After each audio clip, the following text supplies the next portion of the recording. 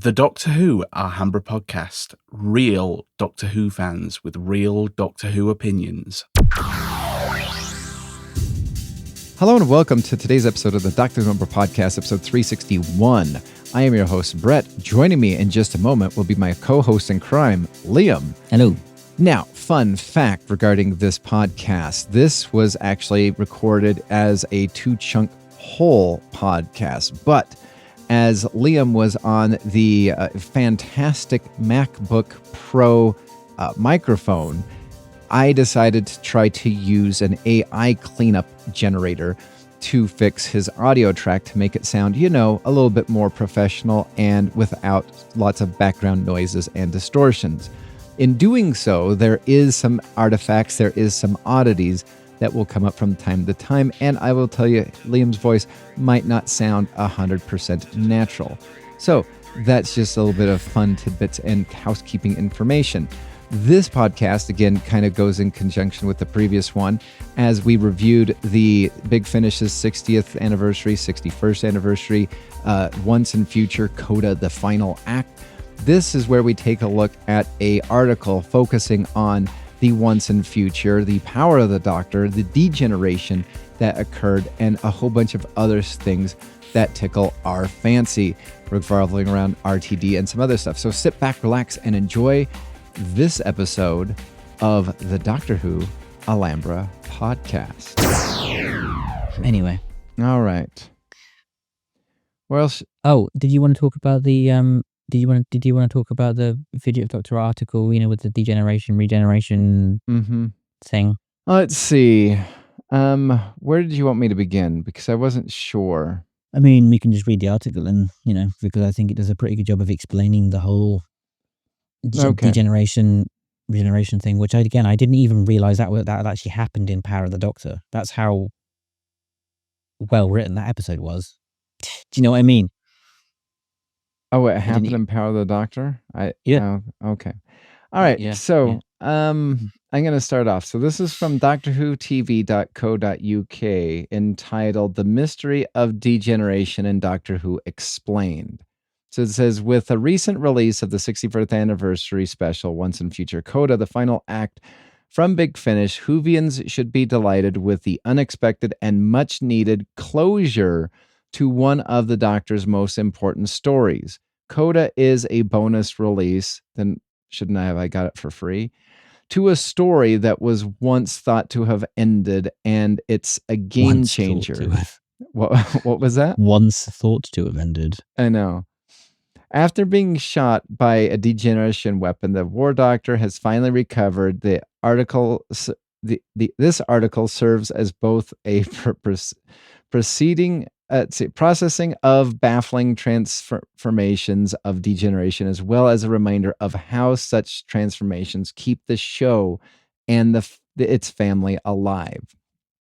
Of the 60th anniversary special, numerous contributions to canon, the Once and Future series offers fans a detailed guide to degeneration. The War Doctor, played on audio by the amazing Jonathan Carley, explains, I don't know how much you'll understand, but recently I underwent a traumatic experience known as degeneration. It's over now, but just as regenerative energy takes about 15 hours to flush out of the system, give or take, degeneration clearly takes the same amount of time.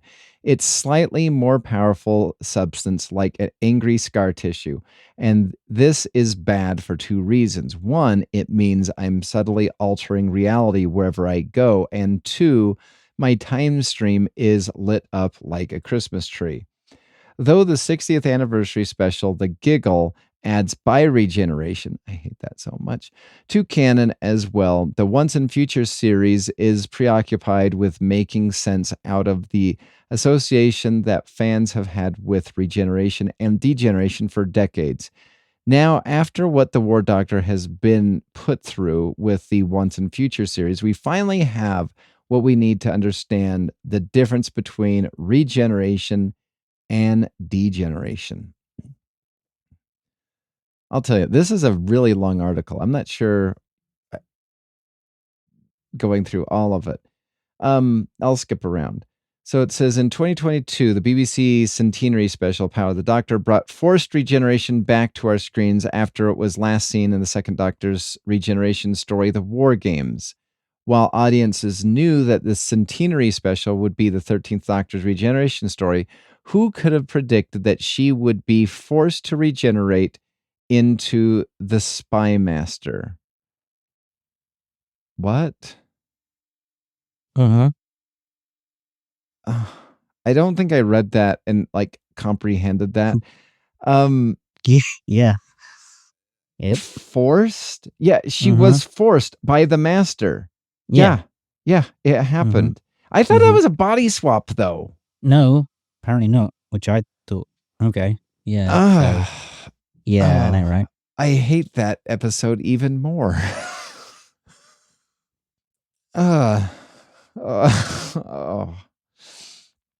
The disturbance of the Doctor's incarnation cycle would soon be corrected by what the 13th Doctor calls forced degenerate. I did not even... Part of me now thinks I need to rewatch The Power of the Master just to see if I could pick that up. But you know what? I'm just going to go with the nice people at Doctor Who TV and believe them. So that's twice now you've gone, I should really go back and listen to this or watch this. Nah, I can't be fogged. Okay. A never before seen, but I hate that so much. Oh my gosh. Aren't you glad that I made you read this article? Yeah, because I read it, but I don't think I comprehended it. Oh my gosh. See, this is why I wanted to get your reaction. Yeah. I hate that so much. It's a body swap. How could you... No, you can unbody swap yourself. That's how you can do it.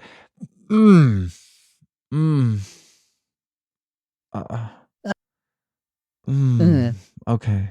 I can do this. I can do this. My brain's processing. Namaste. Breathe. Yeah, that's not happening. In the case of the centenary special, degeneration means it was forceful return to a previous seen incarnation of the Doctor, thus excluding the 14th Doctor as a degeneration whose face returns like the 12th Doctor's face as an unconscious change for a new incarnation. Wait a minute. So hang on. So they just said that, right? How does then that explain the 13th Doctor being forced to regenerate into the into the Sacha Dhawan Master? Because that isn't degeneration. I know. That's a completely different new body. Right? See, here's what I felt. Again, I felt as though it was a body swap or body/mind swap, and that the 13th Doctor was fighting and got her body back and clipped. The thing is, do we see the regeneration energy? That's the question. If we see the regeneration energy, then I can perhaps buy this article. I believe we did, because remember the controversy, well, the somewhat non-controversy, I will call it, of the Sacha Dhawan Master being regenerated into Jodie Whittaker's body, meaning that he kept her clothes. And then when we regenerated into the 14th Doctor, but it also explains it. They mentioned that in the article. I know, but here's the situation, though. I mean, if it's a forced regeneration, which, like, you know, how does that happen if it's a forced unregeneration, and then you have a non-forced regeneration but decide to... I mean, the way that they have this worded also brings the speculation of, because the 10th Doctor's face was familiar and it got rebooted, the clothes also were like, well, this familiar face needs familiar clothes too, so I'm going to, change this. Whereas the Master transmitted his thought pattern into the Doctor's body, which means he invaded her body, which means that he should have, because he would be associated with the clothes that he was wearing in his regeneration tube cycle thing. Wouldn't it work like that? I see both ways why it should and it shouldn't, but then at the same exact time with this discussion, with this whole thing, it should have done. The only reason why it worked is because the show was going to be canceled because Chris Chibnall killed it.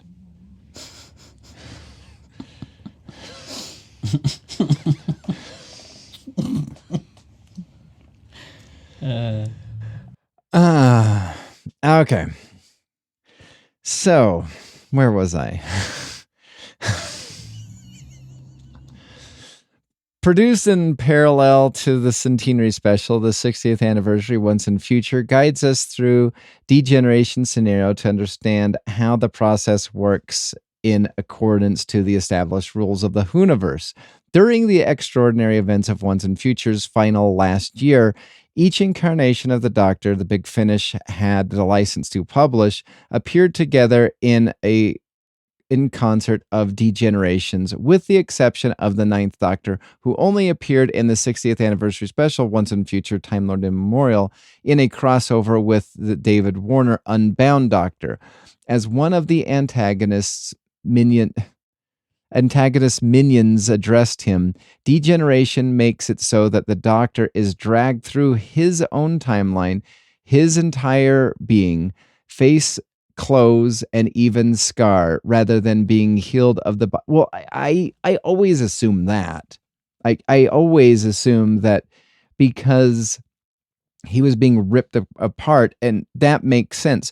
But that the only reason why it makes sense for the 13th Doctor to go to the 14th Doctor is just like what it said with this whole degeneration thing is, if you are associating this Doctor with this body, the clothes go with it. That makes sense. And I guess that's what makes sense with the 13th Doctor going to the 10th Doctor, which, I mean, in all honesty, should we, and here's an interesting question, because it is the 10th Doctor's face, just older now, do we or should we, as fans, basically call that the 10th Doctor B? Because I believe, and I can go both ways. It's not something that, will stick in my craw and just annoy me forever, and I will fight anybody at any point in time at the drop of a hat regarding this. But shouldn't that still be considered the 10th Doctor? Because the only Doctor that has really aged themselves to death, and we saw the end of his life, is the 11th Doctor. The 10th Doctor died at, I'm going to guess, I believe David Tennant was like in his early 40s. And now, as time has progressed for us, we now have him about 13 years later in his mid-50s. Now, time has progressed. And so you could either say, because the face has changed and just is slightly older, it is a, canonical Doctor number. But because because the clothes changed with him, because the face is familiar, well, doesn't that mean that we've gone back to the 10th Doctor, meaning that Ncuti is now the new 11th Doctor? Well, I mean, I'd say no, because I mean, you can argue and say, well, the Doctor needed a familiar face. Mm-hmm. Sorry, no, sorry. Yeah, so one, the Doctor needed a familiar face, right, which he got, but it was a new cycle. Mm-hmm. However, to complete the quote-unquote personality familiarity thing, the clothes were pulled from his 10th incarnation. Yeah. So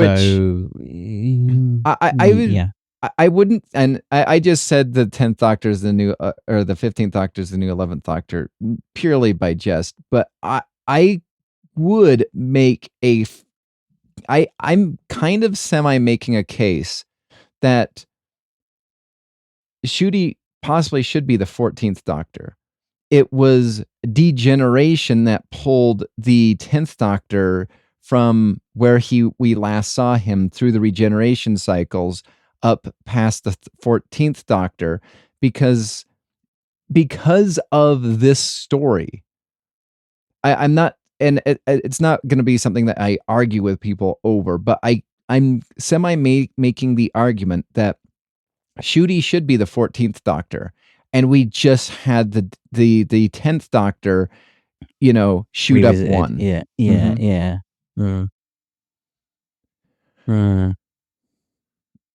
All right. Let's see. The main antagonist. No, let's see. I read that one already. Let's see. Wait, did I? No, I didn't.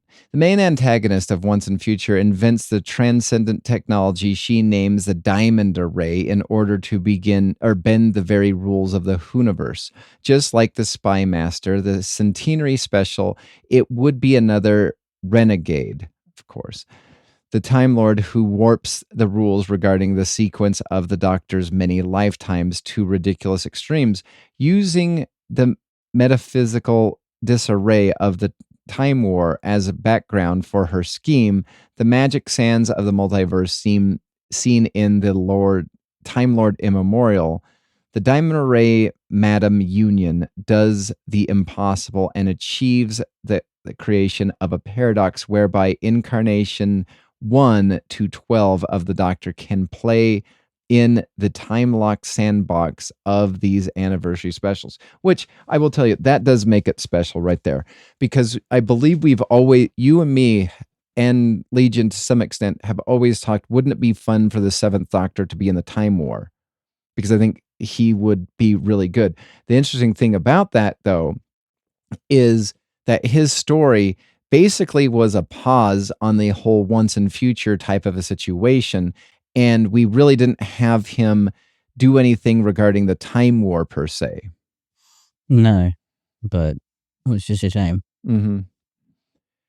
Degeneration, like the Curator or the Guardians of the Edge, is another form of an afterlife for the many beloved incarnations of the Doctor. Each degeneration incarnation is disoriented, canonically taking place after the last words, but existing in a snapshot of who that incarnation was during their lifetime, or in case of the 9th, 10th, 11th, and 12th Doctors, degeneration snapshots of who those incarnations beyond the Time War would be, which I did appreciate that they discussed that when it came to the 10th Doctor.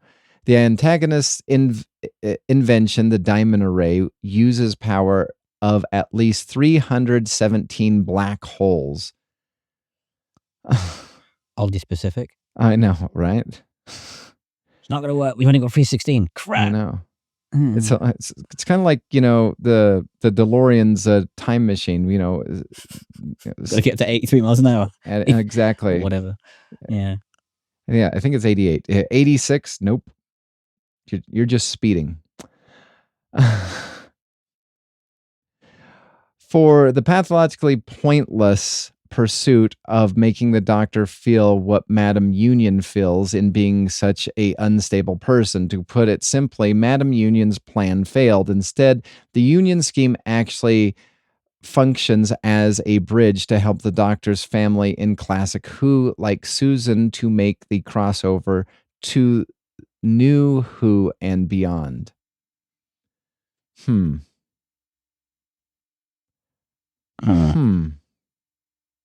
didn't read that way either.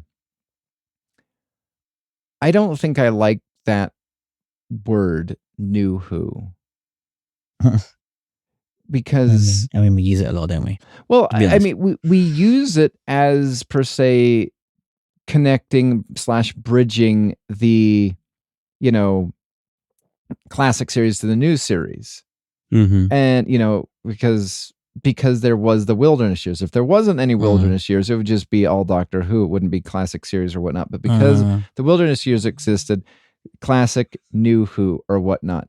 But I don't like that because Susan still exists. She's still left behind on Earth. And I think that is another reason why so many people were annoyed with the whole, Susan Tryon or whatever being possibly, Susan, the Doctor's daughter. I think that was another thing that irked so many people with the possibility of teasing that because of where canonically Susan Foreman was in relation to, Dalek invasion of Earth, whatever you want, 21, whatever AD. I think that was like the thing that really annoyed a lot of people. And for them to say that this bridges the Doctor's family from classic Who to new Who and beyond, I think that is kind of something that I'm not particularly don't care for revolving around that sentence, because she still exists. It just depends on, and they kind of made mention lightly in the article, but which sandbox you want to be playing in. Do you want to be playing in the classic sandbox, which is, classic Doctors / new monsters or whatnot, or, from the first Doctor all the way up to the 8th / War Doctor? Or do you want to be playing in the new series sandbox from the 9th Doctor and beyond? And I think that, but regardless of which sandbox you're playing in, Susan canonically is in the future part of Earth with the, invasion of the Daleks. You cannot undo that.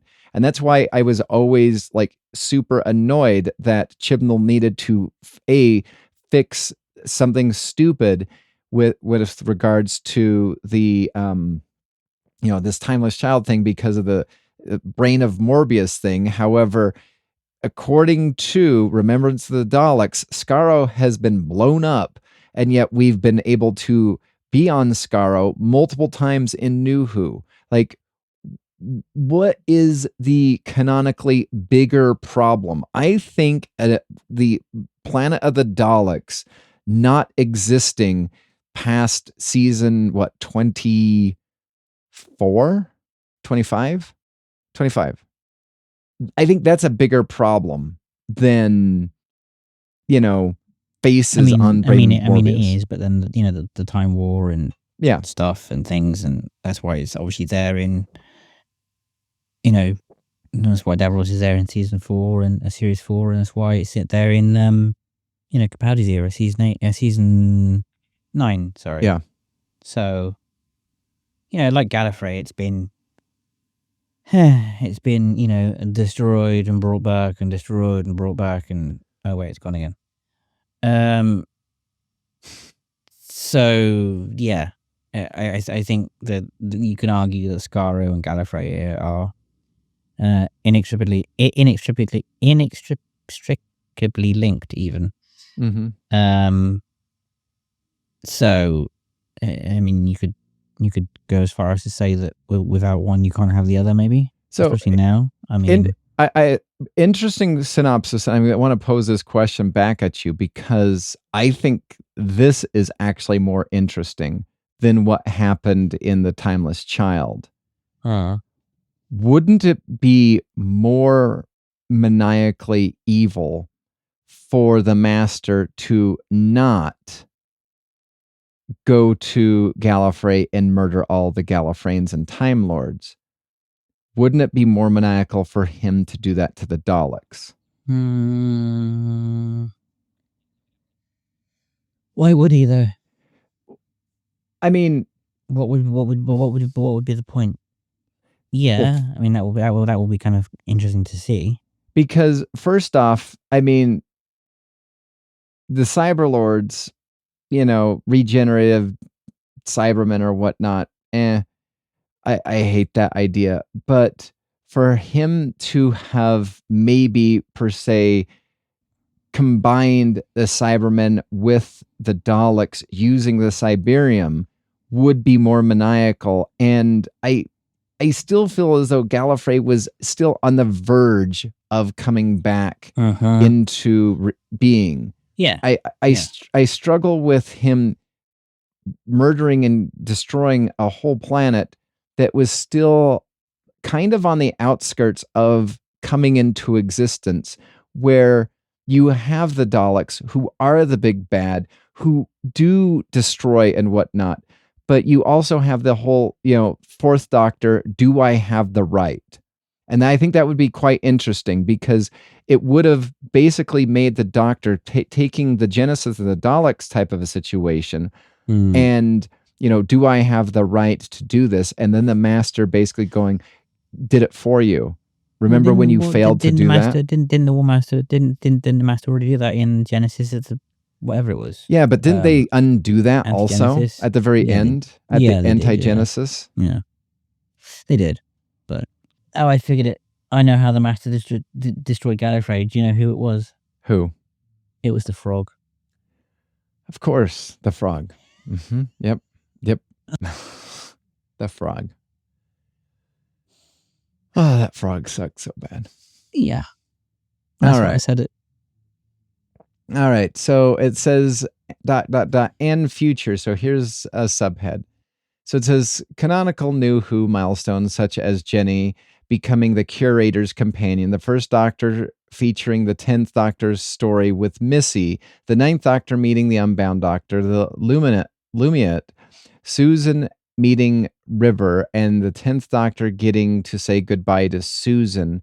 The 11th and the 12th Doctors each getting to say hello to Susan. The classic Doctors having a chance to accept the darkness necessity of the War Doctor and the meaning of the War Doctor and the Fugitive Doctor all happened because of what the Union put the Doctor through with her diamond array.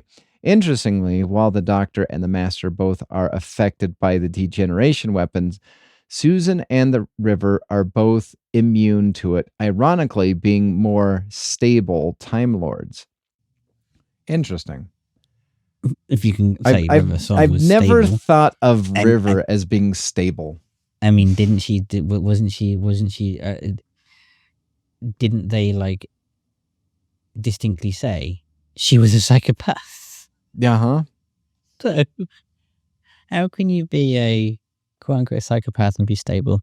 Well, and the other thing that you have to wonder about that is River is a Time Lord or whatnot, but when she gave all her regeneration energy to the 11th Doctor, could you have said that she forfeit any further degeneration? Probably. I mean, because she wouldn't have the Ultron energy there to degenerate with.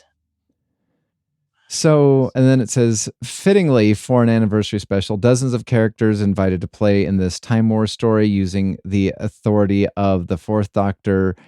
Matt Fitton names the incarnations of the Doctor. I'm just going to skip through all of those because they just name it. Finally, the 61st anniversary ushers the beginning of the Fugitive Doctor's Big Finish series, Long May She Reign. Interestingly, Once in Future Coda, the final act, explores the fan favorite Fugitive Doctor's origin. Does it? Fan favorite. Yes. Gonna have to sort of pull you up on that one there a little bit. Yeah. Fan favorite Fugitive Doctor to go with fan favorite showrunner Chris Chibnall. Yeah. To also go along with the fan favorite Timeless Child. I mean, you know what? The Chibnall era, tons of fan favorites. Fan favorite companion, Ryan. Fan favorite couple, the Thasman. We have... did it wrong, right? We have so many fan favorites from the Chris Chibnall era. It's a shame that, RTD Part 1 and Stephen Moffat didn't have any fan favorites. If only people liked the Weeping Angels, maybe we'd have, more stories featuring them. But, they're not fan favorites. Let's see. Where are we? Dakota once experimented with the idea of the Fugitive Doctor, like the Unbound Doctor, is not from the Whoniverse at all. Bernice Summerfield, the most important character to have never appeared on screen. That is true right there. In all of Doctor Who, has a fascinating exchange with the Fugitive Doctor. As classic Who's most famous archaeologist, Benny has made many noteworthy discoveries from the Unbound universe to Dark Gallifrey, and now to the Fugitive Doctor. In a key exchange of dialogue, Benny addresses the Fugitive Doctor. You may be from another universe. That's happened before.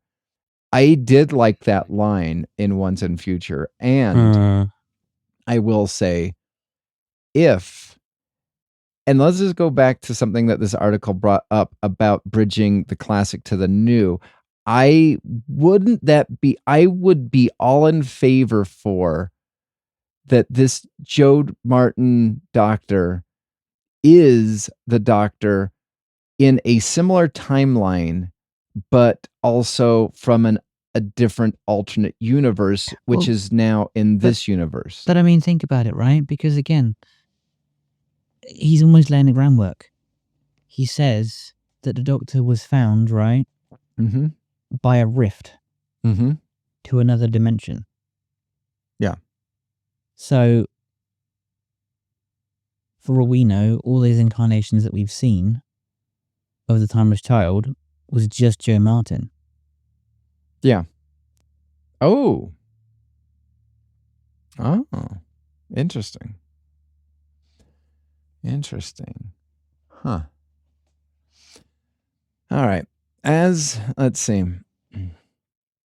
Just as the division operates from outside of the Whoniverse, Once and Future canonizes a multiverse of Time Lords. One reason that the fugitive Doctor is preferably from her own timeline is that she'll be free, narratively speaking, to be herself, which again would be fantastic. In the 61st anniversary special, Benny is puzzled by the fugitive's willingness to carry guns and follow orders. In what Coda identifies as her own timeline, the fugitive Doctor ran away from the division as opposed to the first, who may have run away from part of the coming of the hybrid. In the exciting publication Doctor Who Origins, written by Jodie Hauser, envisions an entirely different future. Oh, that's the comic line featuring okay. I never read that one. I'm not pro-pirate, but I think I might pirate that one just because I don't want to give the BBC any money for... yeah, that's fair. Writer Jodie Hauser envisions the entirely different future of the Time Lords, where their evolution to post-Gallifreyans allow for the species to survive the oppressive aristocracy that traumatizes countless generations across the universe. Even with the Flux and the Toymaker throwing into the chaos, the Whoniverse's timeline, the fugitive Doctor should have the freedom in future Big Finish releases to be whoever she needs to be, which I would actually be all for. Speaking of the Doctor's origin, many of us look to the long-sought after reunion between the Doctor and his granddaughter, but the relationship isn't as estranged as the television series makes it out to be. Carol Ann Ford has returned to the Doctor Who many times for the 20th anniversary special, The Five Doctors, the 30th anniversary special, Dimensions in Time, and the Doctor Who Unbound series during the 40th anniversary year, for the 60th anniversary special, Once and Future the Union, and more. Writers have been unable to resist making these family connections, and so the Doctor hasn't been alone, as we've been told. The Doctor is just waiting for the next reunion for the next anniversary. That's stupid. I don't like that. I feel something special happening. Better go see how my granddaughter's doing. I mean, God, can you imagine if that was like your dad? I know, That's all right. right? I've not been around for the past 20 years. Something special's happening, so I'm going to come and pop in and say hi. Exactly. Oh, hey, thanks. I appreciate it. I'll see you when the next, special event happens.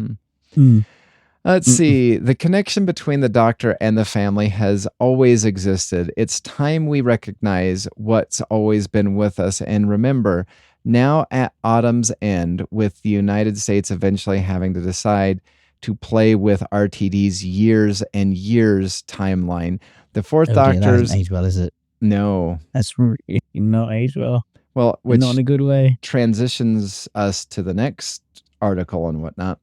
The Doctor's assurance that we are all the Doctor and we are united against tyranny, against fear, against cruelty could not be timelier. The friendship is universal campaign coordinated by the showrunner of both Star Trek and Doctor Who earlier this year. Well, I'll tell you, having the showrunner for Star Trek is not the win that you think it is. If it was Terry Matalas, yeah, but current showrunner, no. Let's see. For San Diego Comic-Con reinforces the need to build bridges and strengthen connections between like-minded groups. Even though degeneration denotes deterioration in our common tongue, Doctor Who is able to magically transform a negative into a positive and turning pain into something that inspires. Whether Susan's return is deferred to season 2 of Disney. I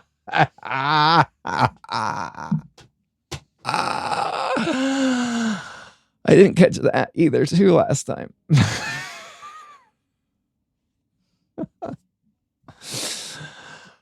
Oh, that's funny. All right. Whether Susan's return is deferred to season 2 of Disney Who or beyond, the joy of this year's Christmas special should remind us all of what we're fighting for, and that we are not alone. Okay. So, interesting article. Let's see. What do I want? I want to pull up the other article that we were talking about. Where did it go? It was here. All right. So one of the articles that we were going to be talking about is RTD. A fool would doubt Doctor Who's future, but admits the BBC is still not committal. I'll tell you, this is such an interesting article. It's not that long, but it is so interesting because of all the things that have occurred in the past. I'm not sure if you're aware, but in, I believe, June of this year, they had there was a Radio Times interview featured with RTD, and one of the quotes that occurred in that interview is, even though it has not been officially announced or he's gotten any notification of a series 3, RTD said that he was already working on series 3 and had I think, if memory serves me right, the first 3 scripts done and is working his way through the rest of them. That had, because they were not talking about it for the longest time, eventually, not only did that article not see the light, people weren't getting answers to that article, the Radio Times scrubbed it from their website. That interview with RTD saying that he had the first 2 or 3 scripts written and was working on the next couple of them no longer exists anywhere. And then you have the whole Ncuti on the Graham Norton show, and I've heard, and I will give both of them the benefit of the doubt. RTD is looking to continue on with the series, and is, it's easier to write as, the ink is warm and whatnot. But you also have Ncuti that's basically saying that he's getting excited for starting to film season 3 after the conclusion of the Christmas episode, or next year's Christmas episode. I can't remember which one.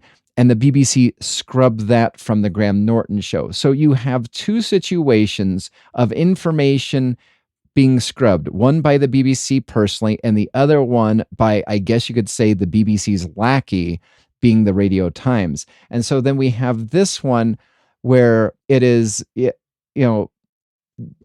now finally RTD has come out and said, a fool would declare that, Doctor Who's future is in doubt, but there's so many things that are occurring. And for the decision to move forward depends on the evaluation following season 2 or series 15 at the end of 2025.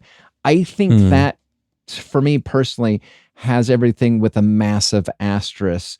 And also we're getting season 2 in the summer as well, which is interesting. Yeah. Well, we're getting it in the summer too. And then I believe right after the summer, we have the unit Sea Devil box. Within the Land of the War and the Sea thing. Yeah. Mm-hmm.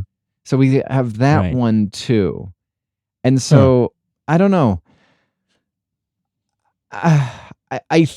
We really haven't talked much, but what I've gathered from our conversations is you are higher on the RTD Part 2 series so far than I am.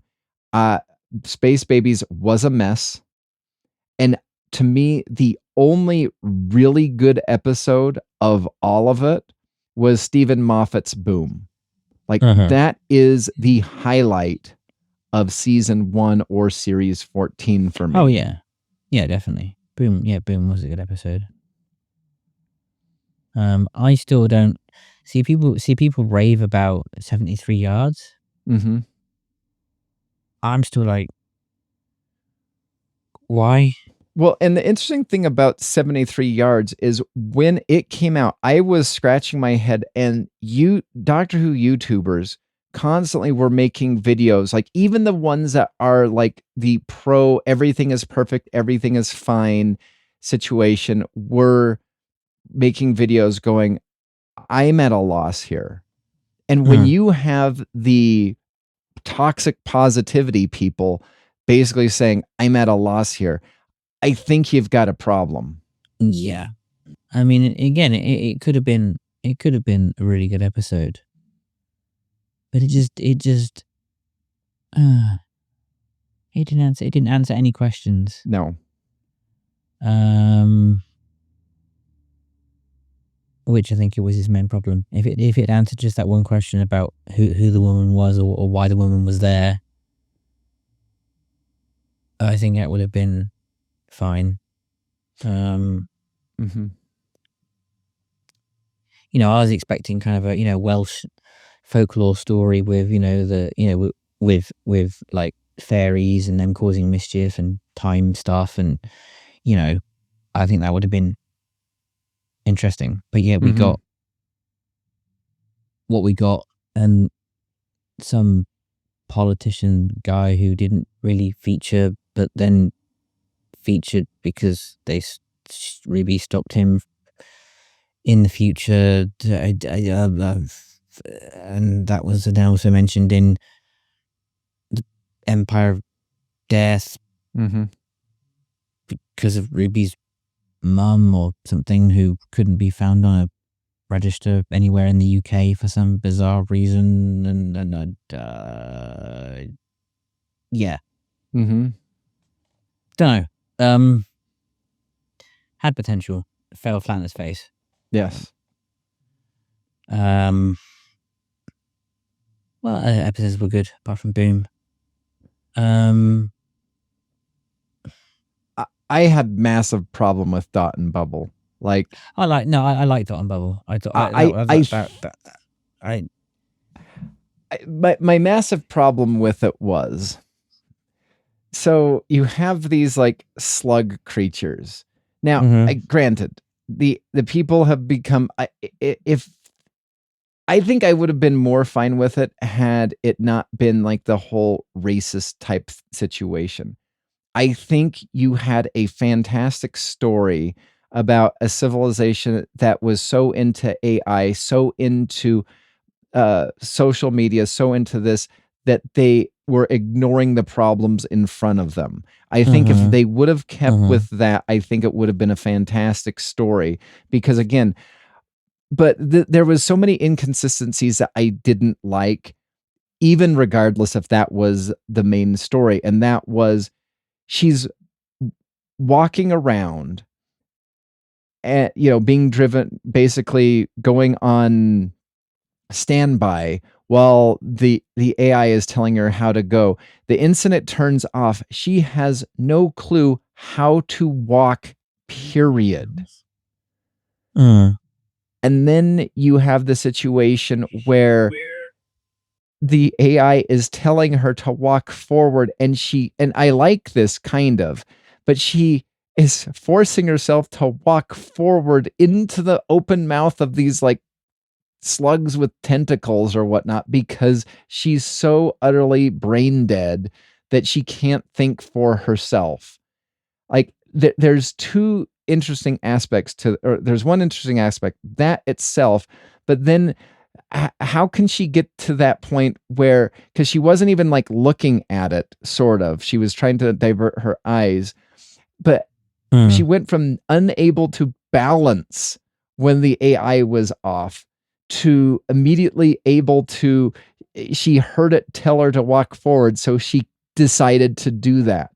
Like, I found it so inconsistent, and I feel as though the message could have been so much stronger had they just kept on being like, AI is a problem, and also so is everybody's dependent on technology, and also social media is evil. We didn't need the whole racist thing.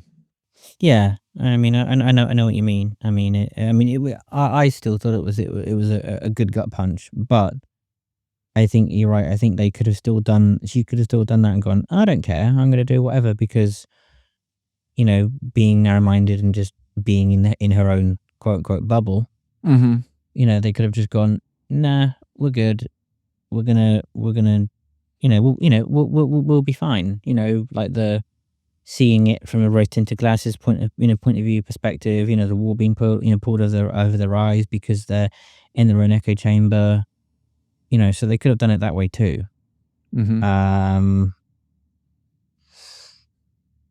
I just don't think it would have had as much of a gut punch, I think, as they wanted to deliver if they hadn't had the race thing in there. Though, I think that's the one problem.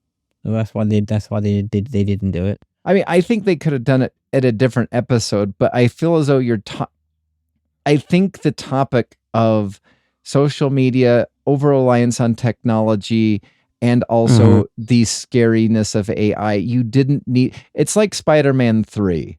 Like, you know what? Did we really need Venom on top of the Hobgoblin, on top of the Sandman? Did we really need? I'd say take out Sandman and just have Venom. Like, I know. Anyway. But I mean, we didn't need all three of those. No. So yeah, I didn't really rate personally most of season 1 of Doctor Who. Again, the best one was Boom by far. Sadly, not written by RTD. So, but so it's going to be interesting to see what happens to this series. I do think, even if Disney Plus does not renew. Well, I mean, he has said it will come back in some form. Yeah. And if you read and listen to the or read the article, he does say it has been an interesting experiment. So, and he's talking about other possibilities of, Doctor Who could come back as a, 8 p.m. drama and that kind of thing. So I think he's, again, as other YouTubers have said, I think laying the groundwork for this, oh no, Disney aren't gonna renew. So I think Doctor Who, if it does happen to be the case, it may take a bit of a hiatus and come back. But yeah. Yeah. Which leads us into another article from the Gallifreyan newsroom, as Russell T Davies says he kind of hopes the streaming bubble will pop. And I am in agreement. With Black Friday. There's too many streaming services. With Black Friday, I picked up, so I always have my Netflix account. I'm not, there's too many good things, unless Netflix took a turn for the worse. I've had it since 2010, 2009 or something like that. It's going to be a thing that I constantly always have. But with Black Friday, I picked up Hulu for 99 cents for a month for the whole year. I picked up Paramount Plus, which was $20 for the whole year.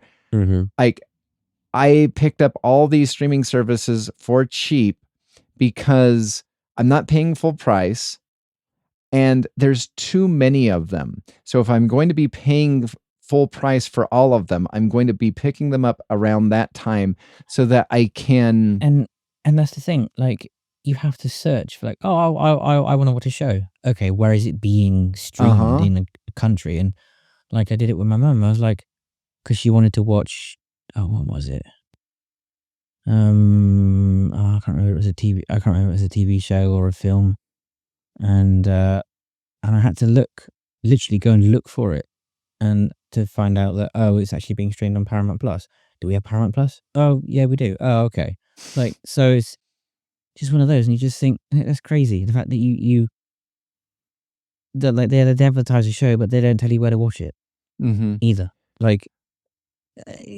However, I will tell you, I'm not sure about the UK, but I don't think I'm in agreements with RTD about the too many streaming services, but in America, we went from having cable to, a couple of hundred TV show channels and nothing being on most all of them, to now we have, we're juggling 5-10 streaming services and nothing's on, or trying to find out where it's being played on. I think this is just the next problem.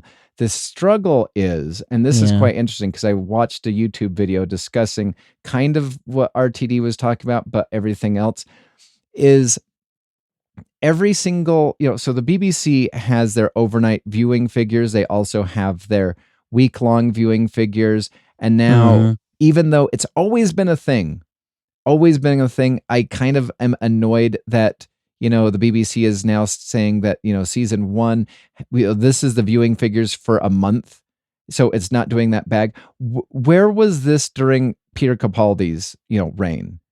We were always focused on the overnight and the week, but yeah, sometimes people take a while to watch it. You and me have talked about binging stuff. So wouldn't it make more sense that the viewing figures would go up once? Because now, like we said earlier in the podcast, this society is like, I need it immediately. I need it now. I'm not going to wait week to week. So wouldn't it make more sense for viewing figures to rise upon completion of the series? Yeah, like I mean, and again, it's like my girlfriend is a perfect example of this. She's like, "Oh, can you send me the whole show?" Like, but I mean, she means the whole show. Yeah. Oh. And I'm like, I mean, okay, cool. And or like, she like she's like she likes to fight like Vikings or whatever, but then she won't watch anything that's like set in the 60s or the 70s or 80s, but then she wants and then she wants modern stuff. So I'm like, so you go from Vikings era type stuff to modern day, but you won't watch, I don't know, medieval based stuff or the 80s. Like, why not? Like, I don't know. It just baffles me a little bit. I'm like, hey, everything's history. I mean, and everything is, has its place, and times change. Like, that's the interesting point about watching TV shows, I think, is when they're set in different times, you see how things were and how things change. I think that's why I find a lot of modern shows boring, because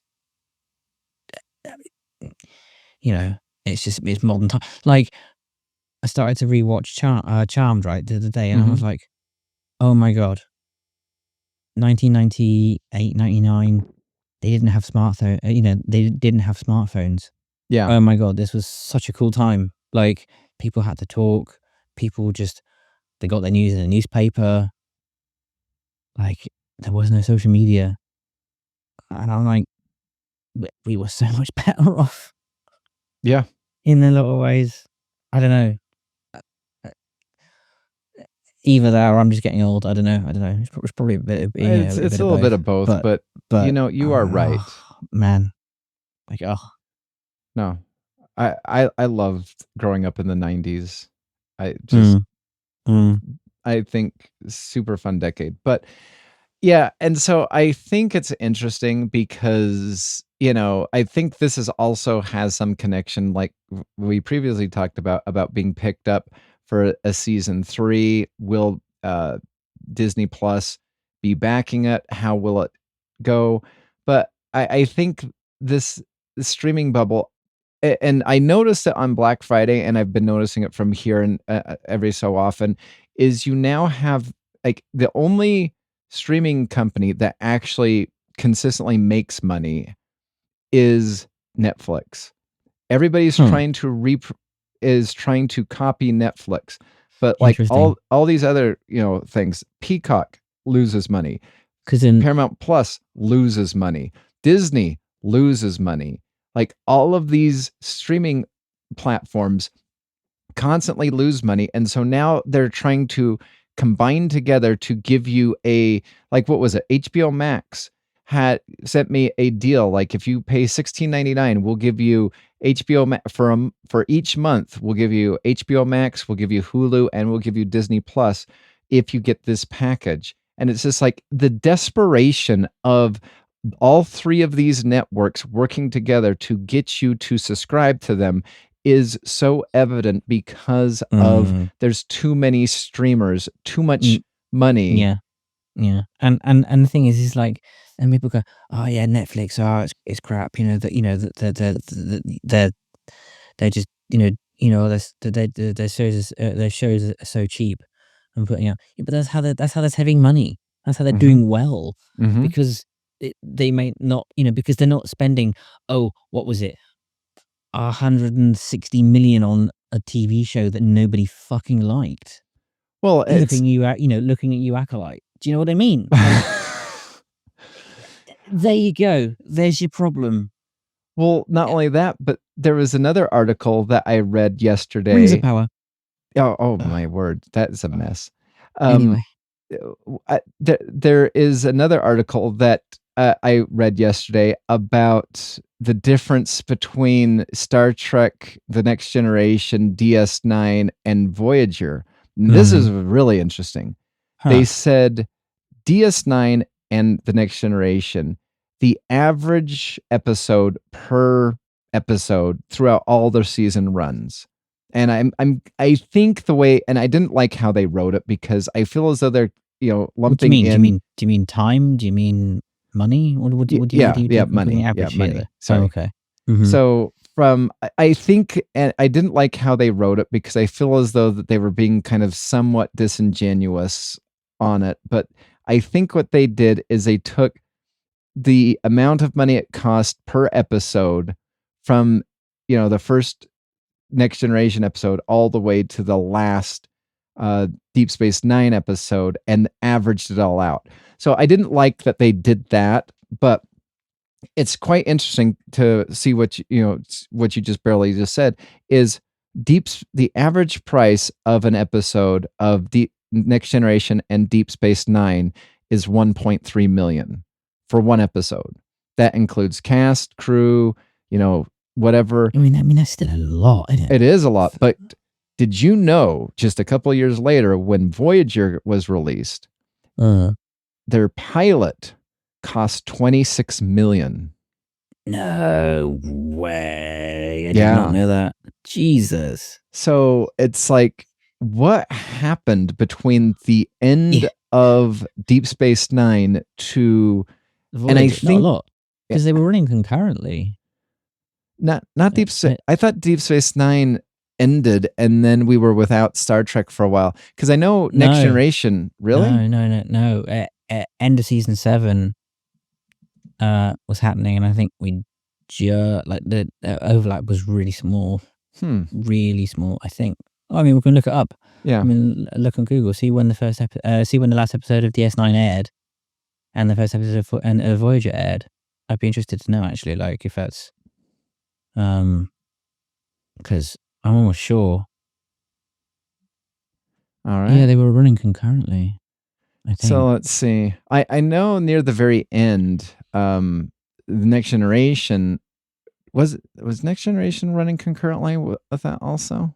I can't remember. Not sure. There's Next Gen ended in 97. Let's see. So the first episode, Emissary, for Deep Space Nine was January 93. Oh, wow. Okay. And the last one, What You Leave Behind, was May 31st, 1999. So that was when Deep Space Nine ended. So, and I believe you are right. I think Voyager, I want to say started like 98, 99 or so. Let me see. I'm curious about that. Caretaker, yeah. Let's see. All right, Star Trek Voyager.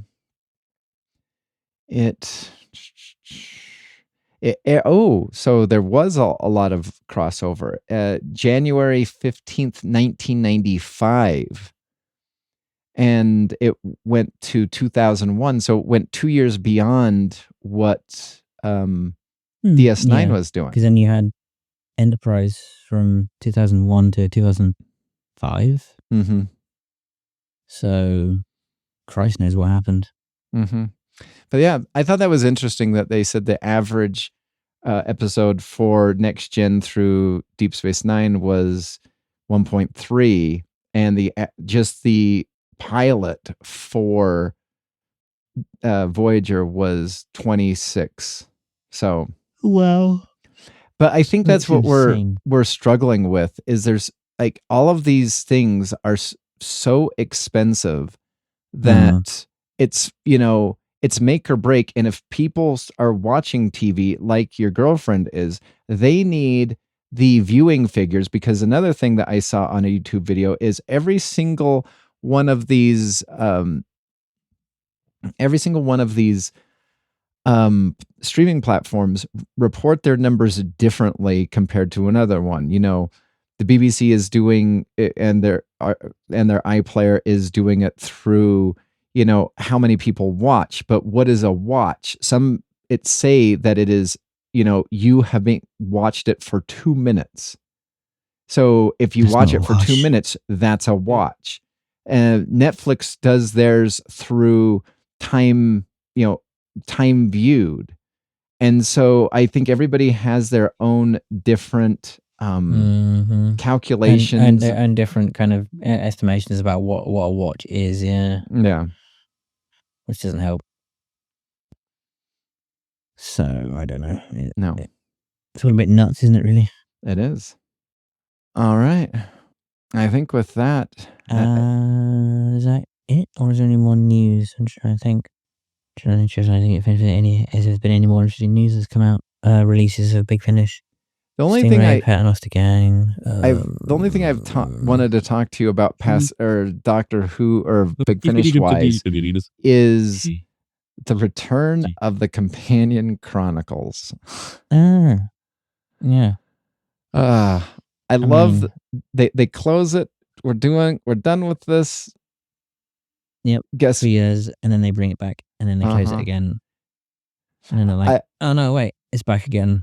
On the okay, yeah, cool. On the Facebook group, on the Facebook audio group, when they announced that, I just put, "Man, I really miss the main range," and I had a lot of people that liked it, and the people that were complaining about it was not all the episodes are great, and I'm sitting there thinking, what? Have you listened to a box set? Like 1 in 4, or now sometimes 1 in 3 aren't good. So that's not the complaint you think it is. No. And then just your thoughts on this, the news about the Call Me Master series. I mean, yeah. I guess we'll see. I mean, it's not bad. I mean, well, there's not really a lot to say, is there? No, but I feel as though the news was just like, this is how he became the deranged person that we saw in Spyfall and whatnot. Well, because and like, because basically he's not sure of who he is. yeah. Okay. So what? So you're so deranged, you then decide to fuck up Gallifrey. Mm-hmm. Like, okay, so because you kind of don't know who you are, you decide to go on a post-regenerative bender and end up genociding a planet. Mm-hmm. Sounds about right. I mean, okay. I mean, that's Cool. what I did when I was trying to figure out who I was. I was just like, oh, hey. That's why Pluto's no longer considered a planet, is what I did to it when I was trying to figure out who I was. Oh, that's why Solid City. That's why. So that's why the Solid City is a bit of a shithole, because she went on a Hey, post. you know what? They know what they did. Do they? Well, they don't now. Oh. Why? Was that because they got their memory wiped? Yeah. Yep. And then. So what you're telling me is you went on a post-teen bender in Solid City and forced someone to take on the personality of you for a bit, and then they degenerated back into themselves eventually. Mm-hmm. Yeah. It's kind of like an origin story right there. I don't know if I should be honored or horrified that Chibnall was following me around with a camera. Creepy. All right. Well, I think that's it. I guess until next time. I mean, I'm not sure what we would do if we want to do a review of the Christmas special or whatnot, but yeah, we could do. Yeah, I mean, I'll be around, so yeah. Well, we could figure something out. If not, we'll find a way. We'll, as they say in Star Trek, make it so. Indeedy. All right. Well, I guess until next time. Ciao for now. Ciao. You have been listening to the Doctor Who Alhambra Podcast. Doctor Who is owned and trademarked by the BBC. Doctor Who Alhambra is not affiliated with the BBC or Big Finish. No infringement is intended. Visit our website at alhambrapodcast.weebly.com or email the show at alhambraaudio@gmail.com. Tweet us at Alhambra Podcast. That is ALHAMBRA Podcast. Thank you.